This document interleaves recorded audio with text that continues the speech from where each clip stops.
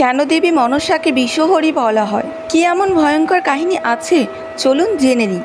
একদিন মাতা পার্বতী দেবী মনসার চুলে তেল লাগিয়ে দিচ্ছিলেন।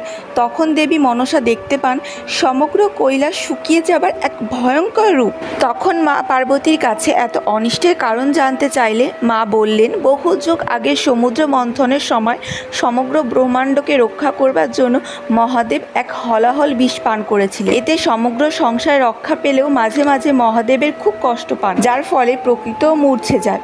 সেই মুহূর্তে দেবী মনসা মহাদেবের ধ্যান আসনের কাছে যান এবং মহাদেবের বিষের কিছুটা অংশ তিনি পান করেন। এর ফলে মহাদেবের কষ্ট কিছুটা কম হলেও দেবী মনসার প্রাণ সংশয় হয়।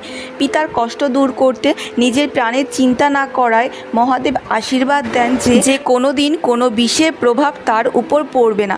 গোটা ব্রহ্মাণ্ডের এত শক্তিশালী বিষ যা মহাদেব ছাড়া আর কেউ পান করতে পারেনি, সেই বিষ দেবী মনসা ধারণ করেছিলেন। তাই ব্রহ্মা আশীর্বাদ দেন যে আজ থেকে দেবী মনসাকে বিষহরী নামে পূজিত করা হবে।